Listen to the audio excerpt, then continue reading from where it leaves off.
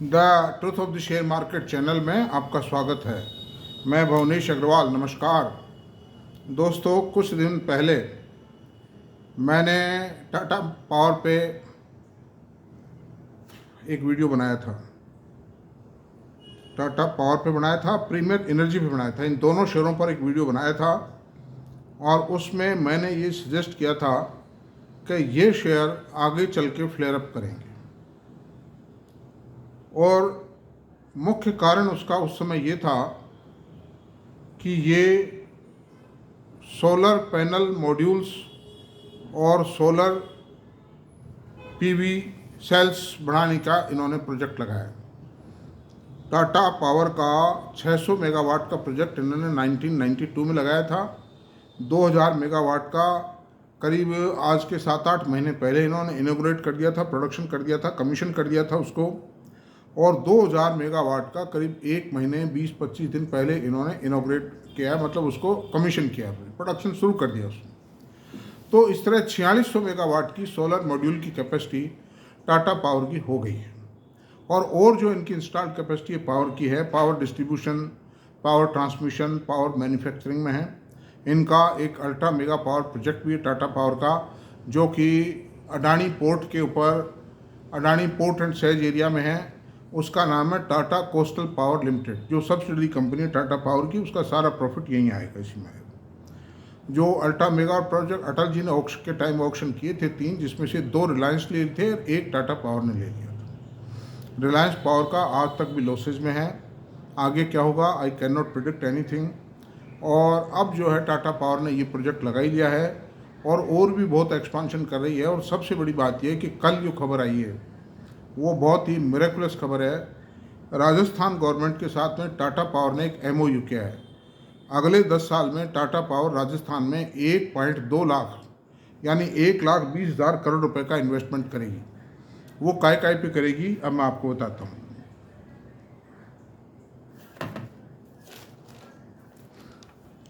10,000 1 लाख तो electric vehicle charging station लगाएगी। धीरे धीरे लगा देगी 10-15 हज़ार पर ईयर, मतलब और कंपनियां भी लगाएंगी। तो उससे क्या होता है, इलेक्ट्रिक व्हीकल चार्जिंग की स्टेशंस का नेटवर्क डेवलप होगा। उससे इलेक्ट्रिक व्हीकल्स को की बिक्री भी एनकरेज होगी। नंबर 2, 10,000 मेगावाट के सोलर प्लांट, पावर प्लांट लगाएगी। पावर जनरेशन प्लांट, सौर एनर्जी से, सोलर एनर्जी से, सौर ऊर्जा से। 6,000 मेगावाट के विंड पावर प्रोजेक्ट लगाएंगे। 4,000 मेगावाट के हाइब्रिड प्लांट लगाएगी, जो मिक्स्ड होंगे। उसमें ये स्पष्ट नहीं किया है उसमें कौन कौन से प्लांट काउंट करते हैं। सोलर और विंड दोनों मिक्स्ड हो सकते हैं। एक ही साइट पर बायोगैस के प्लांट हो सकते हैं, हाइड्रो प्लांट हो सकते हैं। तो हाइड्रो का तो राजस्थान में कोई गुंजाइश नहीं है, because water is hardly available in Rajasthan. केवल मात्र गांधी सागर पर जो लग सकते थे ऑलरेडी लगे हुए हैं। राणा प्रताप सागर पे भी जो ऑलरेडी लग सकते थे लगे हुए हैं। और माही पर भी 30 मेगावाट का जो कागदी डैम है उसके पास में पावर प्लांट लगा हुआ है, हाइड्रो पावर प्लांट। और कहीं कोई ऐसा कोई डैम नहीं है जो पावर जनरेशन के लिए वाटर प्रोवाइड कर सके। तो मेनली आप यही मानिए कि हाइड्रो और विंड दोनों का एक ही साइड पर जो मिक्स प्लांट होगा वो उसको हाइड्रो कह सकते हैं। या थोड़ा बहुत ये जो गोबर गैस वगैरह के जो प्लांट हैं, गैस का प्लांट है, गैस से लगा देंगे, संभव नहीं है वो भी, है ना। और 2000 मेगावाट का ये PV solar modules, solar panel modules and PV solar cells के का प्रोजेक्ट लगा रहे हैं। राजस्थान में लगा रहे हैं, 2000 मेगावाट का प्रोजेक्ट लगाए हैं। तो राजस्थान इस तरह से ये प्लांट पूरा होने के बाद में, हालांकि अभी इनिशियल स्टेज है, ये प्लांट पूरा होने के बाद में टाटा पावर की सोलर मॉड्यूल्स और सोलर पीवी सेल्स की जो कैपेसिटी है वो 6600 मेगावाट की कैपेसिटी हो जाएगी। उस अकेले प्रोजेक्ट से मैं समझता हूँ 30,000 करोड़ का टर्नओवर आएगा, मतलब on the full capacity utilisation. And profit will be 5,000 crore. 331 crore की कैपिटल है, 16-17 रुपए की EPS तो अकेले इस प्रोजेक्ट से आ जाती है, living aside all other project of the Tata power. तो अंडर दिस सर्कमस्टेंसेज ये कंपनी सोना उलेगी और धीरे धीरे करके 10 साल में यानी 10 साल का मतलब 1,20,000 का मतलब आप एवरेज लगा लीजिए 12,000 करोड़ रुपया पर ईयर राजस्थान के अंदर लगाएंगे। तो 12,000 करोड़ रुपए लगाने का मतलब वो जो काम अभी शुरू करेंगे 6 महीने बाद शुरू कर देंगे। राजस्थान सरकार बहुत एग्रेसिव है इस समय। भजन लाल जी जो हैं वो राजस्थान के माननीय मुख्यमंत्री भजन लाल जी शर्मा साहब, वो बहुत ज़्यादा एग्रेसिव हैं इस वक्त। राजस्थान का इंडस्ट्रियलाइजेशन होना चाहिए, राजस्थान में बेरोजगारी समाप्त होनी चाहिए, राजस्थान का प्रोडक्शन बढ़ना चाहिए और राजस्थान को बिजली मिलनी चाहिए। और वो ये भी कह रहे थे, टीवी पे आए थे 4-5 दिन पहले, मेरे इलाके से MLA हैं वो, मतलब मैं जिस इलाके में रहता हूँ उसी क्षेत्र से member of the legislative assembly हैं। तो उस वक्त तो हम जानते नहीं थे इनको, भाई कहाँ से आए क्या है, रहते थे इस इलाके में लेकिन परिचय नहीं था। लेकिन बाद में इनसे परिचय हुआ है और ये बहुत ही, जितना दिखाई देते हैं उससे कई गुना कार्यक्षम हैं। इनकी क्षमता, इनकी सोच बहुत ज़बरदस्त है। और बताऊंगा हम आगे, अभी आते हैं। तो पहले टाटा पावर की चर्चा पूरी कर लेते हैं। तो अंडर दी सर्कमस्टेंसेस बहुत एफिशिएंट है। उन्होंने अलग अलग टीम बना दी है राजस्थान के अंदर IAS ऑफिसर्स की, जिनको सारों को इन्वेस्टमेंट और इंफ्रास्ट्रक्चर और इंडस्ट्रियल डेवलपमेंट का काम सौंप दिया है। All IAS officers in Rajasthan have been interested the work of industrial investment development infrastructure. तो ऐसी सूरत में टाटा पावर का मान लीजिए 12,000 का 6 महीने बाद शुरू कर दे, इतना सा टाइम तो लग जाता है खैर, तो वो 1.5 साल में पूरा हो जाएगा।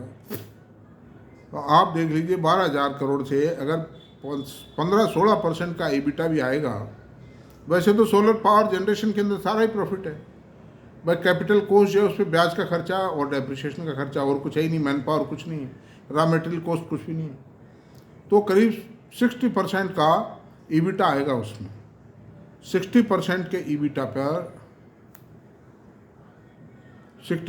EBITDA पर दोस्तों ज़बरदस्त प्रॉफिट होगा। मैं आपसे बता रहा हूँ, कम से कम भी तो 3-4 हज़ार करोड़ रुपए साल का उस प्रोजेक्ट से प्रॉफिट आना शुरू हो जाएगा। हर साल 3-3 हज़ार करोड़ बढ़ाएंगे तो 10 साल में 30,000 करोड़ रुपये प्रॉफिट बढ़ जाएगा इसका। In this way Tata power will touch A profit of 50,000 with in the next 60,000 with in the next 10 years.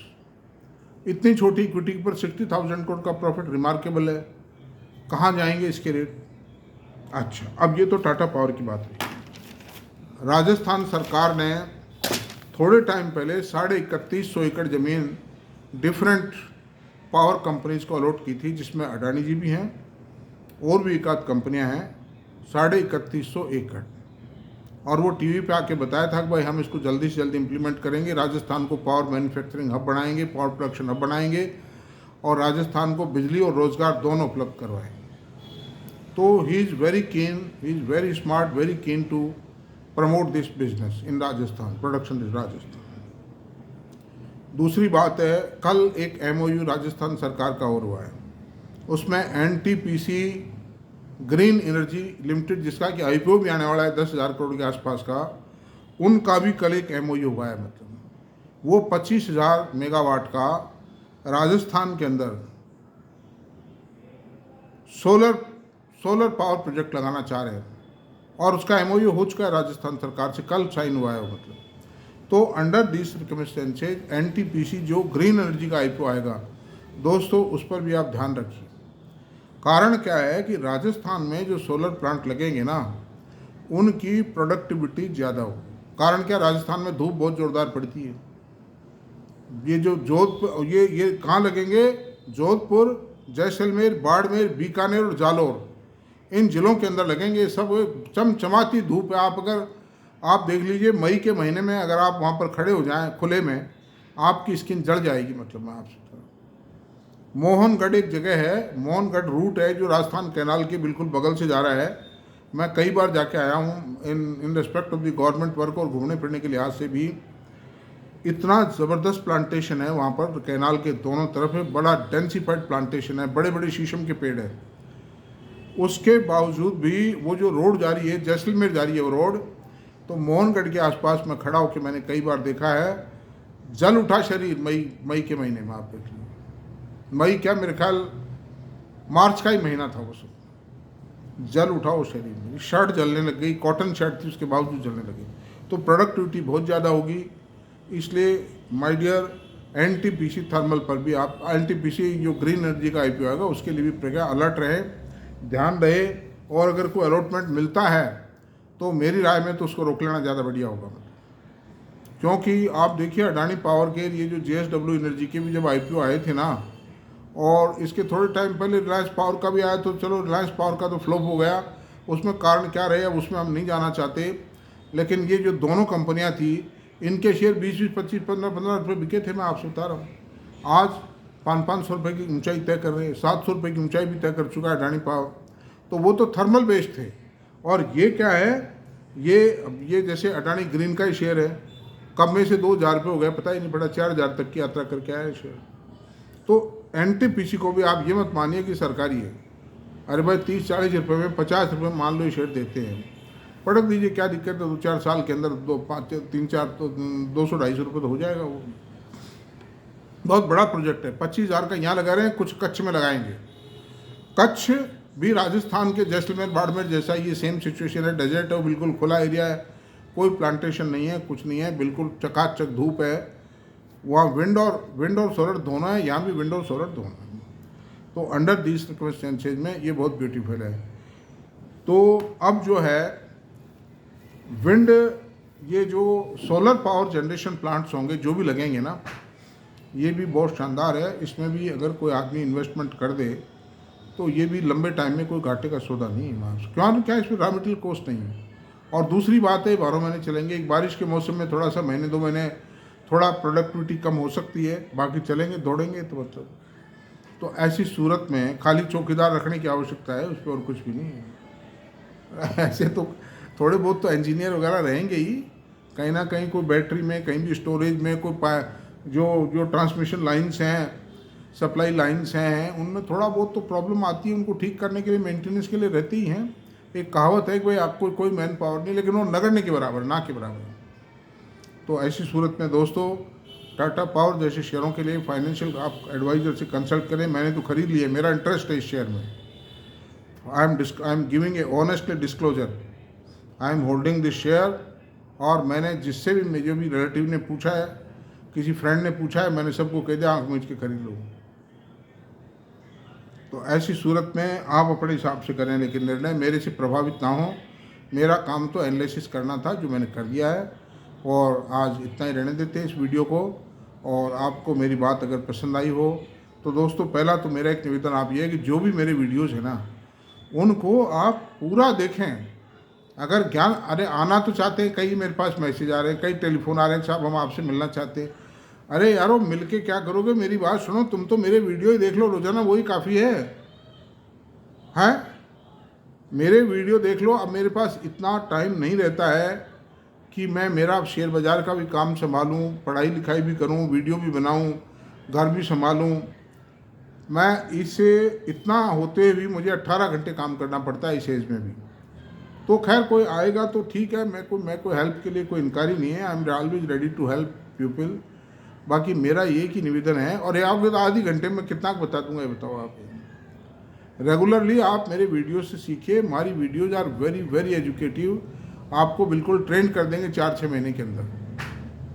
और आप शेयर बाज़ार का अगर मेरी बातों को सुन लोगे 6 महीने तक, आपको कहीं कोई कठिनाई नहीं आएगी, कोई लूट नहीं पाएगा, कोई ठग नहीं पाएगा।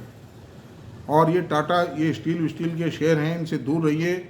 जैसे मैं एक बात बता रहा हूँ कि दुनिया के अंदर मैंने पूरे वर्ल्ड की मेटल कंपनियों को छाना है। और ये जो था ये एलन जिंदल, लक्ष्मीनाथ जिंदल, जो एलन मित्तल जो हैं, इनकी वो जो स्टील कंपनी थी, वर्ल्ड की सबसे बड़ी स्टील मैन्युफैक्चरर थे। कितना क्या उपाय, ये कोई दुनिया के बहुत बड़े धनी लोगों में से उपाय क्या नहीं उपाय, क्योंकि कमोड और टाटा स्टील ने जो टाटा स्टील कोरस खरीदा था, आज 20 साल से तो मैं देख रहा हूँ लॉस में है वो, मतलब भयंकर लॉसेज में है वो टाटा स्टील को नहीं उभरने देता है। उस चक्कर में टाटा स्टील कमाती है, टाटा स्टील मतलब यूरोप खा जाता है उसको। तो कमोडिटी प्राइसेज में रियो टिंटो और HBL बिलिटोन, ये 2 दुनिया की सबसे बड़ी माइनिंग कंपनीज हैं, जो कि ऑस्ट्रेलिया और ब्राज़ील बेस्ड हैं। दोनों बेशुमार माल निकालती हैं वहाँ की माइन से। वहाँ है ही माइनिंग बिजनेस मतलब मेन तो, और माइनिंग के बिजनेस में प्रॉफिट बहुत है, फिर भी बाजार इनको नंबर नहीं देता है। कारण क्या है, इन पर रेगुलेटरी हर्डल्स बहुत है और फिर इनकी रिस्क बहुत है और बाजार अप डाउन बहुत है, कमोडिटी प्राइसेज में अप्स एंड डाउन बहुत ज़्यादा है। ऐसी सूरत में बाजार इनको नंबर नहीं देता है। इसलिए मेरे राय से तो चाहे कोई कितनी भी बड़ाई करे, स्टील से दूर रहना चाहिए। ये कोई जंप खा गया, कोई शेयर 50 रुपये, ऐसा नहीं किसी ऑपरेटर ने उछाड़ दिया, कोई निकलने के, ये निकलना चाह रहे हैं, स्टील से निकलना चाह रहे हैं, निकल नहीं पा रहे हैं, इनकी जान को मुसीबत हो गई, इनकी आशाओं की विपरीत हालात बने, इसलिए था। तो मैं भी, हो सकता है मेरी राय भी गलत हो, मैं कोई ये नहीं कहता हूँ, मेरी राय सही है। तो थैंक यू वेरी मच। आप सब्सक्राइब करें, शेयर करें, कमेंट करें, लाइक करें please. Thank you very much.